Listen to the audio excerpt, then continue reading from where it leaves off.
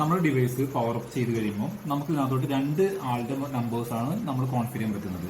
അതിപ്പോൾ നമ്മൾ ഈ ഡിവൈസ് അലേർട്ട് പോകുമ്പോൾ ഒരാൾ ബിസി ആണെങ്കിലും അടുത്ത ആൾക്ക് കിട്ടാൻ വേണ്ടിയിട്ടാണ് നമ്മൾ ചെയ്തിട്ടുള്ളത്. ഡിവൈസ് പവർ അപ്പ് ചെയ്യുമ്പോൾ തന്നെ നമ്മൾ കോൺഫിഗർ ചെയ്തിട്ടുള്ള ആ നമ്പറിലോട്ട് ഒരു SMS വരും. അതിനകത്ത് ഉള്ളത് ഡിവൈസ് കോൺഫിഗേർഡ് എന്നുള്ള SMS ആണ് വരുന്നത്.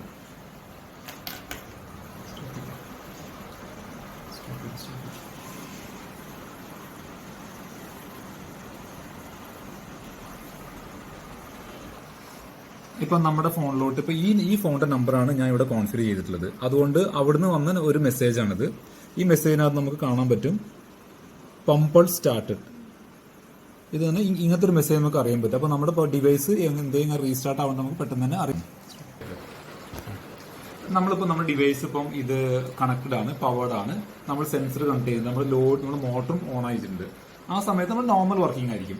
ഇനി ഞാൻ ഇപ്പോൾ നമ്മുടെ മോട്ടറിന്റെ പവർ അങ്ങ് ഓഫ് ചെയ്യണം. ഓഫ് ചെയ്തതിനു ശേഷം 30 സെക്കൻഡ്സിനുള്ളിൽ നമുക്ക് SMS വരും.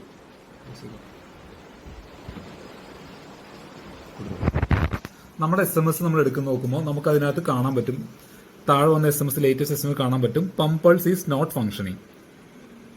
പമ്പ് ഈസ് നോട്ട് ഫംഗ്ഷൻ എന്ന മെസ്സേജ് നമുക്ക് വായിച്ച് എടുക്കാവുന്നതാണ്. അതിന്റെ കൂടെ തന്നെ നമുക്ക് അപ്പം തന്നെ അതിനകത്ത് ഒരു കോളും വരും. അതായത് നമ്മൾ ഇപ്പോൾ മെസ്സേജ് ഒരാൾ കണ്ടില്ലെങ്കിൽ കോൾ എന്തായാലും ആൾ അറ്റൻഡ് ചെയ്യുന്നുള്ളതുകൊണ്ട് നമുക്ക് അറിയാൻ പറ്റും.